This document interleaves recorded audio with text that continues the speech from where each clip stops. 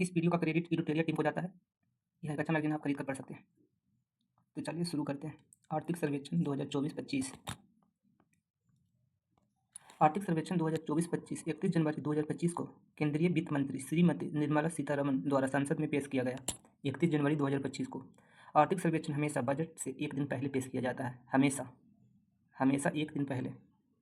आर्थिक सर्वेक्षण 2024-25 को वित्त मंत्रालय के मुख्य आर्थिक सलाहकार बी अनंत नागेश्वरन के मार्गदर्शन में आर्थिक मामले के विभाग के आर्थिक प्रभाग द्वारा तैयार किया गया है। आर्थिक मामले के विभाग के आर्थिक प्रभाग द्वारा तैयार किया गया है। भारत का पहला आर्थिक सर्वेक्षण 1950-51 में पेश किया गया था। 1964 तक आर्थिक सर्वेक्षण आम बजट के साथ पेश किया जाता था। 64 तक बजट के साथ आता था। 64 के बाद इसे आम बजट से एक दिन पहले पेश किया जाने लगा। आर्थिक समीक्षा के अनुसार भारत की जीडीपी में वृद्धि और राजकोषीय घाटा का अनुमान। वित्तीय वर्ष 2023-24 का अंतरिम अनुमान है जीडीपी में 8.2% और राजकोषीय घाटा है 5.6%। 2024-25 में पहला अग्रिम अनुपात है अग्रिम अनुमान 6.4% है और 2025-26 में अपेक्षित 6.3 से 6.8% की वृद्धि होने का अनुमान है जीडीपी में। भारत का स्थान विभिन्न क्षेत्रों में वैश्विक सेवा निर्यात में 7वां स्थान रखता है। सीमेंट उत्पादन में दूसरा स्थान रखता है। सांस्कृतिक और मनोरंजन सेवाओं में 6ठा स्थान रखता है। वस्त्र और परिधान के निर्माण में भी 6ठा स्थान रखता है। निर्माण सेवाओं में 8वां स्थान रखता है। दवा उद्योग मात्रा के हिसाब से तीसरा स्थान रखता है। विदेशी मुद्रा भंडार 4th प्लेस पे है। रेलवे नेटवर्क के मामले में भी 4th प्लेस पे है। इस तरह से क्या क्या देखें, सेवा निर्यात में 7वां, सीमेंट में दूसरा, सांस्कृतिक और मनोरंजन सेवा में 6ठा, वस्त्र और परिधान में भी 6ठा, निर्माण सेवा में 8वां, दवा उद्योग मात्रा के हिसाब से तीसरा, विदेशी मुद्रा भंडार में 4था, रेलवे नेटवर्क में भी 4था। अर्थव्यवस्था की स्थिति पुनः तेज गति की ओर। वित्त वर्ष 2025 में भारत की वास्तविक सकल घरेलू उत्पाद जीडीपी वृद्धि दर 6.4 रहने का अनुमान है। वित्त वर्ष 25 में कितना रहने का अनुमान है? 6.4%। वित्त वर्ष 2025 की पहली और दूसरी तिमाही में स्थिर कीमत का बेस ईयर क्या है? 2011-12 पर भारत की जीडीपी 6.7 और 6.4% रही। खैर, इसको याद रखने की जरूरत नहीं है। आरबीआई की रिपोर्ट में निजी निवेश में पर्याप्त वृद्धि का अनुमान लगाया गया है। इसकी रिपोर्ट आरबीआई की निजी निवेश में पर्याप्त वृद्धि का अनुमान लगाया गया है। वित्त वर्ष 2025 में यह 2.4 लाख करोड़ रुपये तक पहुंच गया है, जो वित्त वर्ष 2024 की तुलना में ज़्यादा है, क्योंकि 2024 में 1.6 लाख करोड़ ही था।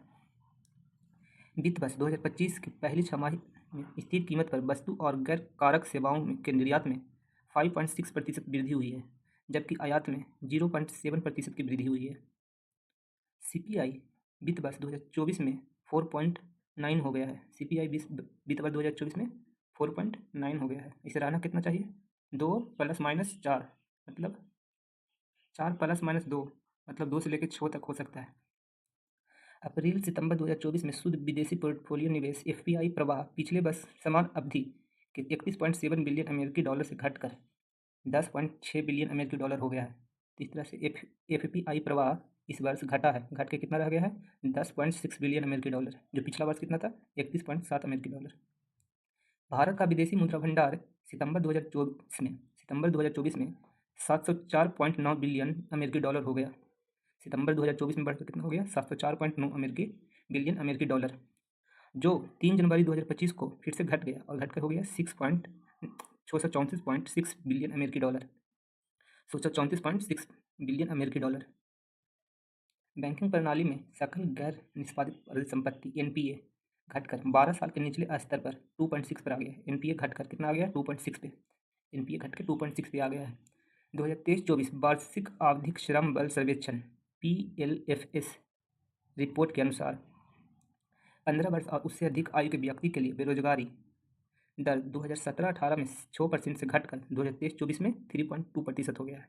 तो बेरोजगारी दर कितना हो गया है? 3.2% हो गया है। वित्त वर्ष 2025 में कृषि क्षेत्र में 3.8% की वृद्धि होने की उम्मीद है। 2025 में कृषि क्षेत्र में 3.8% वृद्धि होने की अनुमान है।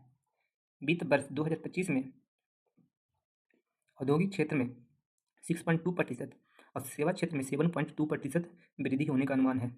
मतलब कृषि में 3.8% वृद्धि, औद्योगिक क्षेत्र में 6.2% और सेवा क्षेत्र में 7.2%। ये सब मिलकर कितना परसेंट का वृद्धि होगा जीडीपी में? 6.4% का। 6.4% होने का अनुमान है ना, 6.4 यहाँ पर लिखा हुआ है। मौद्रिक और वित्तीय क्षेत्र विकास। भारतीय रिजर्व बैंक आरबीआई का वित्तीय समावेशन सूचकांक, अब पूछेगा वित्तीय समावेशी सूचकांक कौन निकालता है, तो आरबीआई के मार्च 2024 के अंत में स्कोर कितना हो गया है इसका? 64.2। 31 दिसंबर 2024 तक पूंजी बाजार में निवेशकों की संख्या कितना हो गया है? 13.2 करोड़। मतलब इतना खाता धारक हो गया डीमेट अकाउंट वाला, 13.2 करोड़ 31 दिसंबर तक। अप्रैल से दिसंबर 2024 तक रियल एस्टेट इन्वेस्टमेंट ट्रस्ट और इंफ्रास्ट्रक्चर इन्वेस्टमेंट ट्रस्ट द्वारा 16,456 करोड़ रुपया जुटाया गया है। कौन कौन? Real estate investment trust and infrastructure investment trust द्वारा 16,456 करोड़ रुपया जुटाया गया है। 16,456। 23 मई 2024 को BSE सूचीबद्ध शेयरों का कुल बाजार मूल्यांकन बाजार पूंजीकरण पहली बार 5 ट्रिलियन अमेरिकी डॉलर के मील का पत्थर से ऊपर बंद हुआ है। पहली बार कितना हो गया है? 5 ट्रिलियन अमेरिकी डॉलर। जीवन बीमा की पहुंच वित्त वर्ष 2024 में 2.8 हो गई है। जीवन बीमा, नॉट सारा बीमा, जीवन बीमा का पहुंच कितना हो गया है? 2.8। और कुल बीमा का कितना हो गया है? 3.7।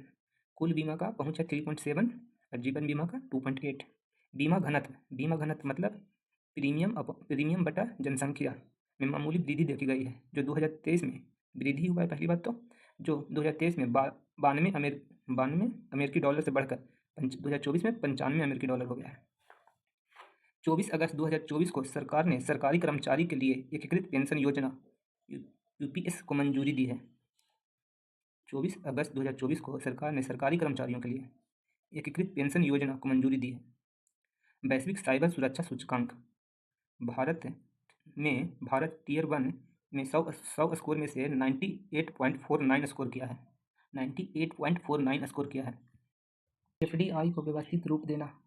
वित्त वर्ष 2025 के पहले 9 महीनों में भारत के कुल निर्यात माल प्लस सेवा में सकारात्मक वृद्धि देखी गई है, जो कि 6% की वार्षिक वृद्धि के साथ 602.6 बिलियन अमेरिकी डॉलर पहुंच गया है। अप्रैल से दिसंबर 2024 के दौरान कुल आयात 6.9% की वार्षिक वृद्धि के साथ में पहुंच गया। कुल आयात 6.9 बिलियन वृद्धि के साथ वार्षिक वृद्धि के साथ 682 बिलियन अमेरिकी डॉलर पहुंच गया। 682। इसीलिए कुल व्यापार घाटा कितना हुआ? आयात माइनस निर्यात 79.5 बिलियन अमेरिकी डॉलर।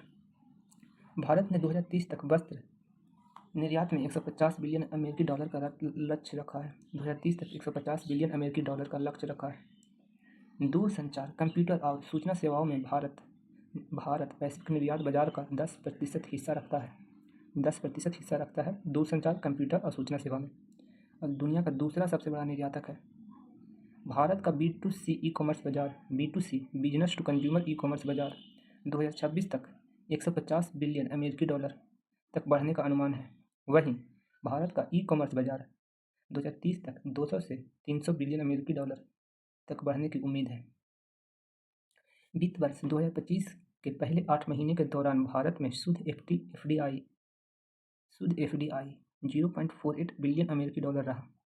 अप्रैल से दिसंबर 2024 के दौरान भारत में शुद्ध एफपीआई प्रवाह पिछले वर्ष के समान अवधि के 31.7 बिलियन अमेरिकी डॉलर से कम होकर 10.6 बिलियन अमेरिकी डॉलर हो गया है। भारत दुनिया के सबसे बड़े विदेशी मुद्रा भंडार रखने वाले देशों में अपना स्थान सुरक्षित कर लिया है, जो कि चीन, जापान, स्विट्जरलैंड के बाद चौथा स्थान पर आता है।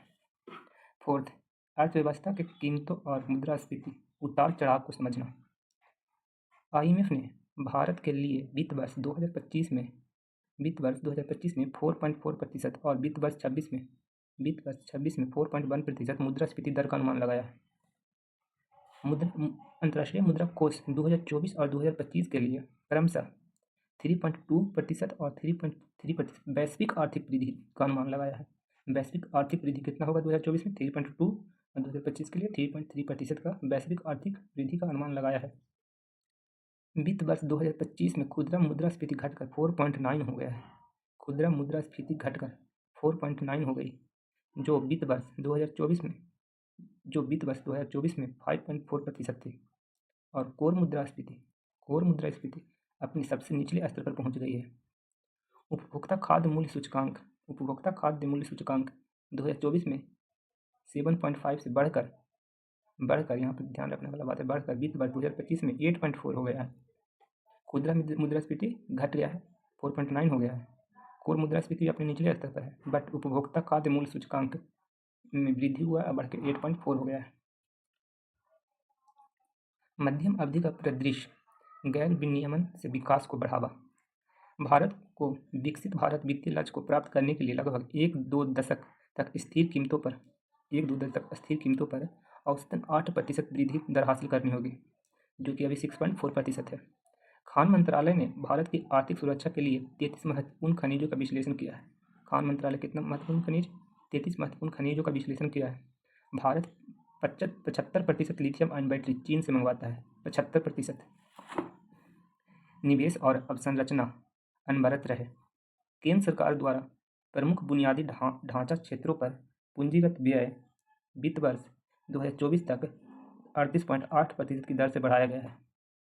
प्रमुख बुनियादी ढांचा क्षेत्रों पर पूंजीगत व्यय को 2024 तक 8.8% की दर से बढ़ाया गया है, जो कि अच्छी बात है।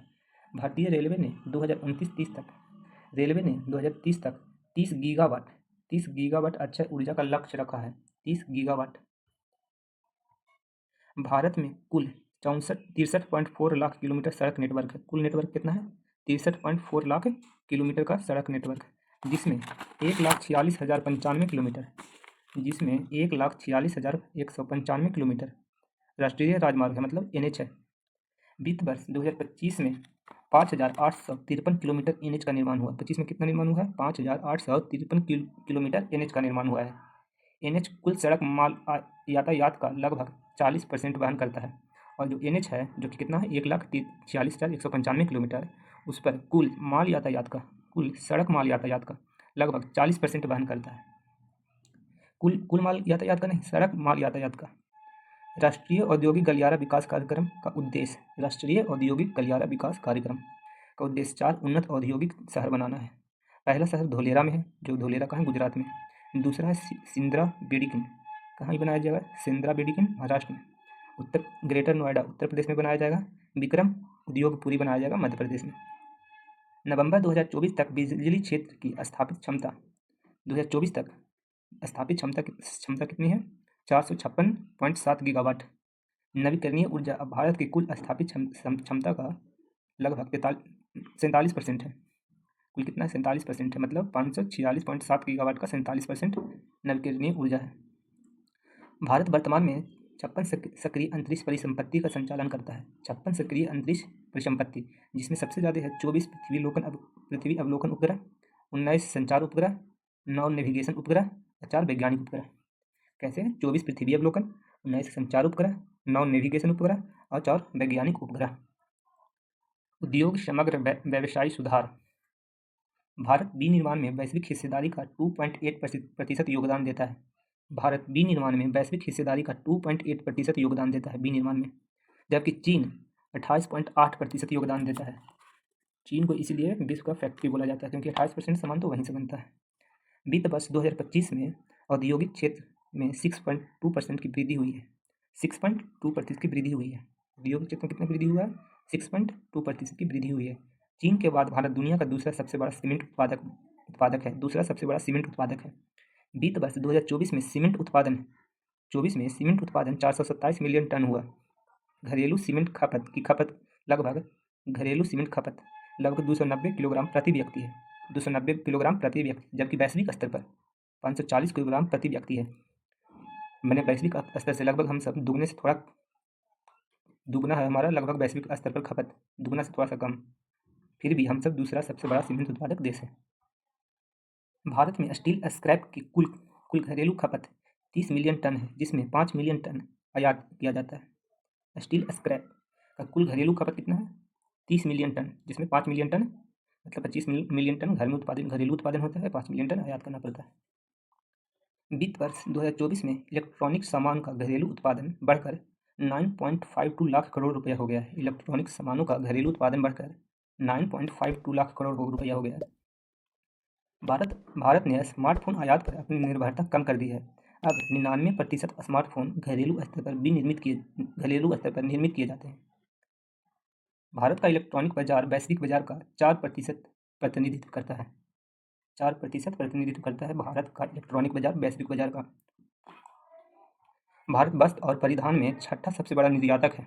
भारत वस्त्र और परिधान में छठा बड़ा निर्यातक है और वैश्विक व्यापार में इसकी हिस्सेदारी लगभग 4% है। छठा सबसे बड़ा निर्यातक है, वैश्विक व्यापार में लगभग 4% हिस्सेदारी है। भारत का तकनीकी कपड़ा उद्योग, जिसको से क्या बनता है, जैसे खेल वाला कपड़ा, बुलेट प्रूफ जैकेट इत्यादि तेजी से बढ़ रहा है, जो वैश्विक स्तर पर 5वां स्थान पर है और भारत इसका शुद्ध निर्यातक है। वैश्विक चिकित्सा उपकरण बाजार में भारत की अनुमानित हिस्सेदारी चिकित्सा उपकरण बाजार में 1.5% है। एशिया में बाजार आकार के मामले में भारत चौथा स्थान पर है। WIPO इंटेलेक्चुअल प्रॉपर्टी राइट की रिपोर्ट 2022 के अनुसार भारत वैश्विक स्तर पर शीर्ष 10 पेटेंट फाइलिंग कार्यालय में छठे स्थान पर है। कौन सा स्थान पे है? छठे स्थान पे है। WPO द्वारा विज्ञान और प्रौद्योगिकी क्लस्टर रैंकिंग 2024 में भारत 4 शहर के साथ दुनिया के शीर्ष 100 विज्ञान प्रौद्योगिकी क्लस्टर में चौथे स्थान पर आता है। भारत 4 शहरों के साथ दुनिया के शीर्ष 100 विज्ञान और प्रौद्योगिकी क्लस्टर में चौथे स्थान पर है।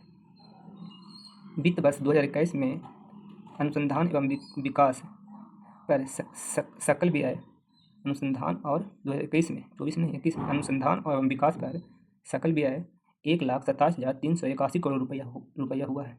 1,27,381 करोड़ रुपये हुआ, जो जीडीपी का मात्र 0.64% है। नवंबर 2024 तक MSME ने 23.24 करोड़ व्यक्तियों को रोजगार प्रदान किया है। MSME कितने को रोजगार दिया है? 23.24 करोड़ व्यक्तियों को रोजगार प्रदान किया है। MSME को विस्तार की क्षमता के साथ इक्विटी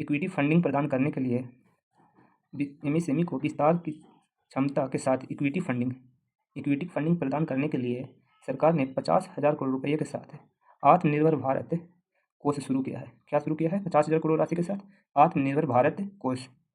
4 राज्य गुजरात, महाराष्ट्र, कर्नाटक, तमिलनाडु कुल औद्योगिक जीवीए का लगभग 43% हिस्सा रखते हैं। कुल औद्योगिक जीवीए का 43% हिस्सा गुजरात, महाराष्ट्र, कर्नाटक और तमिलनाडु रखते हैं। सेवा क्षेत्र में दिग्गजों के समक्ष नई चुनौतियां। भारत वैश्विक सेवा निर्यात में 4.3% हिस्सेदारी के साथ 7वां स्थान पर है। वैश्विक सेवा निर्यात में 4.3% हिस्सेदारी के साथ 7वां स्थान पर है। वर्तमान मूल्य पर कुल जीवीए में भारत के सेवा क्षेत्र का योगदान 2025 में लगभग 55% हो गया है। कितना हो गया है? 55%।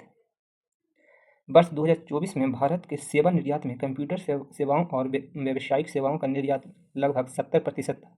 सेवा निर्यात में भी कंप्यूटर सेवाएं और व्यावसायिक सेवाओं का निर्यात लगभग 70% था। भारत ने वित्त वर्ष 25 में FDI इक्विटी प्रवाह 29.8 मिलियन अमेरिकी डॉलर रहा। FDI इक्विटी प्रवाह 29.8 मिलियन अमेरिकी डॉलर रहा। भारतीय रेलवे दुनिया का चौथा सबसे बड़ा रेलवे नेटवर्क है। सरकार ने वित्त वर्ष 29 तक सभी 4 लेन राष्ट्रीय राजमार्ग और हाई स्पीड कॉरिडोर पर बाधा मुक्त टोलिंग सुविधा शुरू करने का लक्ष्य रखा है। 29 तक सभी 4 लेन राष्ट्रीय राजमार्ग हाई स्पीड कॉरिडोर पर बाधा मुक्त टोलिंग शुरू करने का लक्ष्य रखा है 29 तक। भारत सरकार ने 2047 तक भारतीय जहाज निर्माण और जहाज मरम्मत को वैश्विक स्तर पर शीर्ष 5 में स्थान दिलाने के उद्देश्य से मैरीटाइम इंडिया विजन 2030 और मैरीटाइम अमृतकाल विजन 2047 लॉन्च किया है। क्या लॉन्च किया है? मैरी टाइम इंडिया विजन 2030 और मैरी टाइम अमृतकाल विजन 24। इस क्यों लॉन्च किया गया है? जहाज निर्माण और जहाज मरम्मत में शीर्ष 5 में स्थान दिलाने के लिए मैरी टाइम इंडिया विजन 2030 और मैरी टाइम अमृतकाल विजन 2047 लॉन्च किया है। भारत के जलमार्ग की कुल नौगम्य लंबाई 14,850 किलोमीटर है और अक्टूबर 2024 तक देश में 26 चालू जलमार्ग 26 चालू जलमार्ग हैं, जिसकी लंबाई कितनी है? 14,850 किलोमीटर।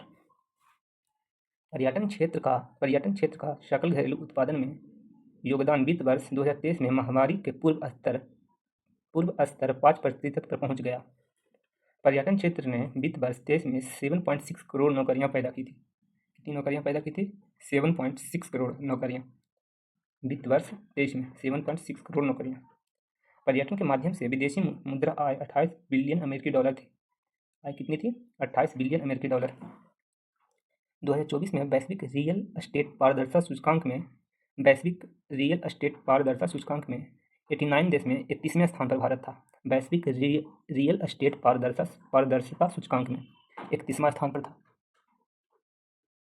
31 अक्टूबर 2024 तक भारत 1.18 बिलियन से अधिक टेलीफोन ग्राहकों, 84% समग्र टेली घनत्व और 914 मिलियन ब्रॉडबैंड उपयोगकर्ताओं के साथ दूसरा सबसे बड़ा दूरसंचार बाजार के रूप में खड़ा है। सिर्फ याद करो, इसमें दूसरा सबसे बड़ा दूरसंचार बाजार है भारत। अगला, कृषि और खाद्य प्रबंधन, भविष्य की संभावना का क्षेत्र। कृषि और खाद्य प्रबंधन, यह क्षेत्र वित्त वर्ष 2024 के प्रारंभिक अनुमानों में मौजूदा आधार पर सकल घरेलू उत्पादन में लगभग 16% का योगदान देता है। 16% सकल घरेलू उत्पाद में, मतलब जीडीपी में 16% का योगदान देता है और लगभग 46.1% आबादी का भरण पोषण करता है। 46.1% आबादी का भरण पोषण करता है। वित्त वर्ष 2025 की दूसरी तिमाही में कृषि क्षेत्र ने 3.5 की वृद्धि दर्ज की है। इसको याद नहीं करना। वित्त वर्ष 2017 से 23 के दौरान औसत वार्षिक वृद्धि दर 5% दर्ज की गई है। 2017 से 23 में 5% वृद्धि दर्ज की गई है। एक प्रमुख वैश्विक अनाज उत्पादक के रूप में भारत विश्व के कुल उत्पादन में 11.6% योगदान देता है। वैश्विक अनाज उत्पादक के रूप में कितना अनाज उत्पादन करता है विश्व का? 11.6%। कृषि और संबद्ध क्षेत्र में शीर्ष 3 अग्रणी प्रदर्शन करने वाला राज्य, कृषि और संबद्ध क्षेत्र में शीर्ष 3 अग्रणी प्रदर्शन करने वाला राज्य कौन सा? आंध्र प्रदेश, मध्य प्रदेश और तमिलनाडु। शुद्ध बोए गए क्षेत्र का लगभग 55% सिंचाई प्राप्त करता है। मात्र 55% सिंचाई प्राप्त करता है। भारत की 2/3 से अधिक कृषि भूमि सूखे के खतरे का सामना कर रही है। 2/3 से अधिक भूमि सूखे के खतरे का सामना कर रहा है। सीमांत और छोटे पैमाने के किसान भारत की कृषि जोत का लगभग 85, सीमांत और छोटा किसान जोत का लगभग 85% प्रतिनिधित्व करते हैं। एक किसान आमतौर पर 2 हेक्टेयर से कम आकार के भूखंड पर खेती करते हैं। मतलब 2 हेक्टेयर से कम आकार के भूखंड पर जो खेती करता है उसको सीमांत और छोटा किसान का पैमाने में रखा जाता है। मार्च 2024 तक देश में 7.75 करोड़ चालू केवाईसी खाते थे। मार्च 2024 तक 7.75 करोड़ चालू केवाईसी खाते थे, जिन पर 9.81 लाख करोड़ रुपये का ऋण बकाया है। उस पर 9.81 लाख करोड़ रुपये का। पशुधन क्षेत्र कृषि विकास का एक महत्वपूर्ण चालक बन गया है। पशुधन क्षेत्र कृषि विकास का एक प्रमुख चालक बन गया है, जिसने कृषि के सकल मूल्यवर्धन में अपना योगदान 2023 में 30.23% कर दिया है। मतलब जो कृषि का जो जीडीपी है उसमें पशुपालन का योगदान 2023 में 30.23% था। सरकार ने ई नाम योजना शुरू किया है। यह पहल आवश्यक हार्डवेयर के लिए कृषि उपज बाजार समिति APMC कृषि उपज बाजार समिति मंडी को 75 लाख रुपये की मुफ्त सॉफ्टवेयर और वित्तीय सहायता प्रदान करती है। वित्त वर्ष 2023 में कुल मछली उत्पादन अंतर्देशीय और समुद्री दोनों बढ़कर 184.02 लाख टन हो गया है। कुल मछली उत्पादन कितना हो गया? 184.02 लाख टन। वित्त वर्ष 2024 में कृषि खाद्य निर्यात का मूल्य, जिसमें प्रसंस्कृत खाद्य पदार्थ का निर्यात शामिल है, 46.44 बिलियन अमेरिकी डॉलर तक पहुंच गया है। कृषि खाद्य निर्यात जिसमें प्रसंस्कृत खाद्य सामग्री भी शामिल है पहुंच गया उसका निर्यात कितना 46.44 बिलियन अमेरिकी डॉलर, जो भारत के कुल निर्यात का लगभग 11.7% है। जलवायु और पर्यावरण अनुकूलन की आवश्यकता। सितंबर 2024 में शुरू किया गया भू-नीर पोर्टल भूजल संसाधन के प्रबंधन और विनियमन, भूजल के उपयोग में पारदर्शिता, दक्षता और स्थिरता को बढ़ावा देने के लिए केंद्रीय भूजल प्राधिकरण का पोर्टल है। केंद्रीय भूजल प्राधिकरण का पोर्टल का नाम क्या है? भू-नीर पोर्टल। छत्तीसगढ़ के धमतरी जिले ने समुदाय विशेषकर महिलाओं को छत्तीसगढ़ के धमतरी जिला ने समुदाय विशेषकर शामिल करके वर्षा जल संचय, छत पे पानी इकट्ठा करना और अपशिष्ट जल प्रबंधन पर केंद्रित जल जागर अभियान शुरू किया है। तो जल जागर अभियान कहाँ शुरू हुआ है? छत्तीसगढ़ में के धमतरी जिला में, खास इसमें विशेषकर महिलाओं को शामिल किया गया है। भारत की अस्थायी उत्पादन क्षमता ऊर्जा क्षेत्र में कोयला 46.20%, सौर ऊर्जा से होता है 20.60%, पवन ऊर्जा करता है 10.50, हाइड्रो इलेक्ट्रिसिटी होता है 10.30 और गैस से होता है 5.40। इसमें पवन और हाइड्रो में थोड़ा सा कहीं डिफरेंस है, मुझे याद रखना है, पवन का ज़्यादा है हाइड्रो से। 31 दिसंबर 2024 तक बायोमास बिजली और सह उत्पादन परियोजनाओं के लिए स्थापित क्षमता 9.8 गीगावाट और 9.2 गीगावाट समतुल्य ऑफ ग्रिड से जुड़ा हुआ 9.8 गीगावाट और 0.992 गीगावाट समतुल्य ऑफ ग्रिड थी। क्या कहा? बायोमास से बिजली। 31 दिसंबर 2024 तक 13 राज्यों ने 39.9 गीगावाट की संचयी क्षमता वाले 55 सौर पार्क स्वीकृत किए हैं। 13 राज्यों ने 39.9 गीगावाट की संचयी क्षमता वाले 55 सौर पार्क को स्वीकृत किए हैं। 13 राज्य ने 55 सौर पार्क। वित्त वर्ष 2025 के लिए अब तक भारत सरकार ने 11,697.40 करोड़ रुपया के 10 वर्षीय सॉवरेन ग्रीन बॉन्ड जुटाए हैं। 11,697.44 करोड़ रुपया का 10 वर्षीय सॉवरेन ग्रीन बॉन्ड जुटाए हैं। हमने बॉन्ड की मदद से पैसा जुटाया। वित्त वर्ष 2025 की दूसरी छमाही में शेष अवधि में 10 करोड़ रुपया जुटाने की योजना है। और दूसरी छमाही में कितना योजना है कि 10,000 करोड़ रुपया और जुटाए।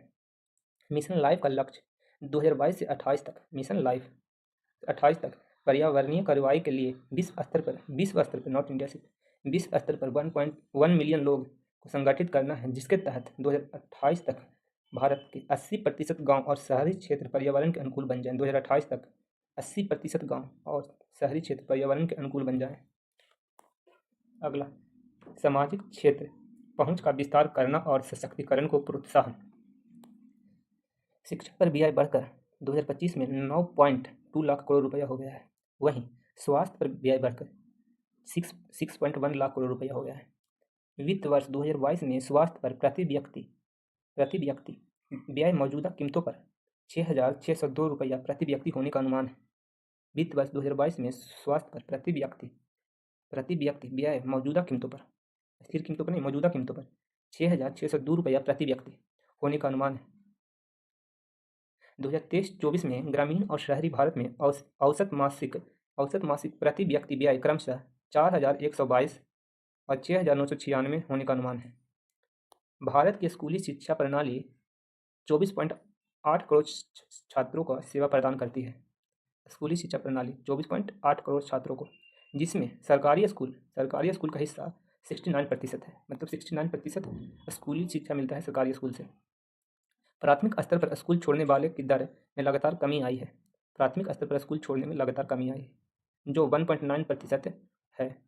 उच्च प्राथमिक स्तर पर 5.2% और माध्यमिक स्तर पर 14.1% है। सरकार का लक्ष्य उच्च शिक्षा में 2035 तक GIR सकल नामांकन अनुपात। सरकार का लक्ष्य 2035 तक GIR में को 50% तक बढ़ाना है। 50% तक बढ़ाना है उच्च शिक्षा में। 1 जनवरी 2025 तक 36.36 करोड़ से अधिक आयुष्मान कार्ड जारी किए जा चुके हैं, जिनमें 49% महिलाएं हैं। कितना आयुष्मान कार्ड जारी हुआ है? 36.36, जिसमें 49% महिलाएं हैं। उत्तराखंड सरकार द्वारा ई स्वास्थ्य धाम पोर्टल शुरू किया है। उत्तराखंड सरकार ने ई स्वास्थ्य धाम पोर्टल शुरू किया है। यह पोर्टल 4 धाम के तीर्थयात्रियों के स्वास्थ्य मानदंडों की निगरानी करने में मदद करता है। WHO के एक अध्ययन में पाया गया है कि अवसाद और चिंता के कारण WHO की रिपोर्ट में अवसाद और चिंता के कारण उत्पादकता में कमी होने से वैश्विक स्तर पर सालाना $1 ट्रिलियन का नुकसान होता है। WHO के अनुसार एनडीसी गैर संचालित रोग से हर साल 41 मिलियन लोग की मौत हो रहा है। 41 मिलियन लोग की मौत हो रहा है। 9 जनवरी 2025 तक प्रधानमंत्री ग्रामीण सड़क योजना के तहत 7,70,983 किलोमीटर लंबाई की सड़क पूरी हो गई है। प्रधानमंत्री ग्रामीण सड़क योजना के तहत 7,70,983 किलोमीटर। प्रधानमंत्री आवास योजना ग्रामीण PMAYJ के तहत 2016 से अब तक 2.69 करोड़ घर पूरे किए गए हैं। 2.69 करोड़ घर पूरा किया गया है। रोजगार और कौशल विकास। स्थितिगत प्राथमिकताएं। भारत की 26% आबादी 10 से 24 वर्ष आयु वर्ग में है। 26% 10 से 24 वर्ष के बीच में है और औसत आयु 28 वर्ष की है। लगभग 68% जनसंख्या 15 से 64 आयु वर्ग की है। 68% जनसंख्या कौन सा वर्ग है? 15 से 64। 2026 तक कुल निर्भरता अनुपात घटकर 54.3 होने की उम्मीद है। कुल निर्भरता अनुपात क्या होता है? कितना कार्यशील जनसंख्या 100 कार्यशील जनसंख्या पर कितना लोग आधारित है। आधारित कौन होता है? मतलब बच्चा और बुजुर्ग। 15 वर्ष की आयु के व्यक्तियों के लिए अखिल भारतीय वार्षिक बेरोजगारी दर घटकर 3.2 हो गई है। बेरोजगारी दर कितना हो गया है? 3.2। कार्यबल में स्वनियोजित श्रमिकों का अनुपात बढ़कर 58.4% हो गया है। स्वनियोजित श्रमिकों का अनुपात बढ़कर 58.4 हो गया है। रोजगार में कृषि का हिस्सा बढ़कर 46.1 हो गया है, जिसमें महिलाएं 64.4% है। EPFO सदस्यता दुगनी से अधिक हो गई है। EPFO सदस्यता दुगनी से अधिक हो गई है, जो वित्त वर्ष 19 में 61 लाख से बढ़कर 24 में 131 लाख हो गया है। दुगना से अधिक हो गया। 31 दिसंबर 2024 तक 30.51 करोड़ से अधिक असंगठित श्रमिकों ने ई श्रम पोर्टल पर पंजीकरण किया। ई श्रम पोर्टल पर पंजीकरण 30.51 करोड़ से अधिक असंगठित श्रमिक पंजीकृत किया है। इलेक्ट्रॉनिक्स और सूचना प्रौद्योगिकी मंत्रालय के अनुसार भारत की डिजिटल अर्थव्यवस्था 2025 तक $1 ट्रिलियन को पार कर जाने का अनुमान है। मीटी के अनुसार डिजिटल अर्थव्यवस्था 2025 तक $1 ट्रिलियन को पार कर जाने का अनुमान है।